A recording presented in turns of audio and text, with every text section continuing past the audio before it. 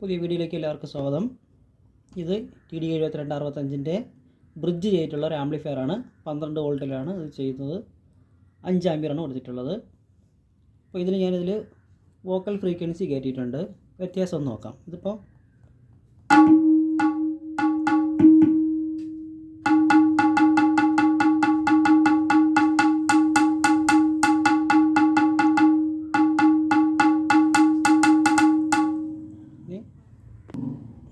തബല ഒന്ന് കേട്ടോക്കാം.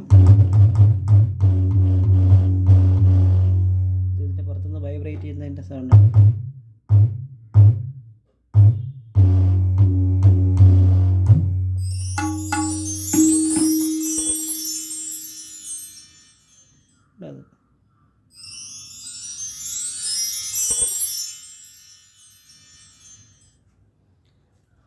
ഇപ്പോൾ TD7265 bridge ചെയ്യുമ്പോൾ ഒരു കാര്യം ശ്രദ്ധിക്കേണ്ടത്, സർക്യൂട്ടിൽ 33K ആണ് ഫീഡ്ബാക്ക് പറഞ്ഞിട്ടുള്ളത്. 33K എന്നുടൽ ഒരു 19K അല്ലെങ്കിൽ 20K അല്ലെങ്കിൽ 2 10K ആയിട്ട് സീരിയൽ ചെയ്താൽ മതി. 18K റെസിസ്റ്റൻസർ മേടിക്കാൻ കിട്ടും.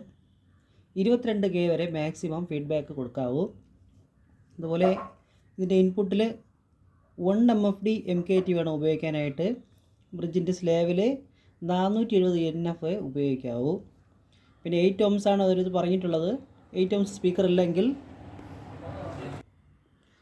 സ്പീക്കർ കൊടുക്കുന്ന വയർ സ്വല്പം നീളം കൂട്ടി ഇട്ടാൽ മതിയാവും, ഹീറ്റ് കുറയും. പിന്നെ രണ്ടാമതായിട്ട് അതിലൊരു NF പറയുന്നുണ്ട്, ഒരു പോളിസ്റ്റർ കപ്പാസിറ്റർ. അത് 5.6 NF ആണ് അവർ പറയുന്നത്.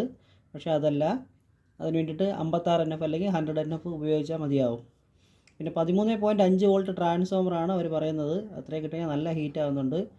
12 വോൾട്ടാണ് നല്ലത്. പിന്നെ ബ്രിഡ്ജ് ഡയോഡ് ഉപയോഗിക്കരുത്, സാധാ ഡയോഡ് വേണം ഉപയോഗിക്കാനായിട്ട്. എങ്കിൽ അധികം ഹീറ്റ് ആവാതെ ഇതുപോലെ ഇരിക്കും. നല്ല ക്വാളിറ്റിയും ഹമ്മിങ് ഒന്നുമില്ല. അപ്പോൾ നിങ്ങൾക്ക് കേൾക്കാൻ സാധിക്കും. ഇത്രയും ഹൈ വോളിയത്തിൽ നിൽക്കുകയാണ്, ഒരു നോയ്സും ഇല്ല. സ്പീക്കർ അടുത്തുണ്ടല്ലോ.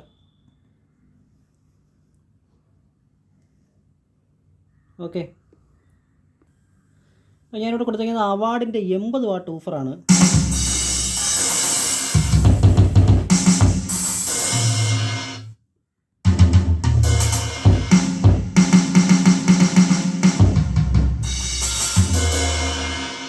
ഞാൻ ഈ ഡ്രംസാണ് ഉപയോഗിക്കുന്നത് കേട്ടോ.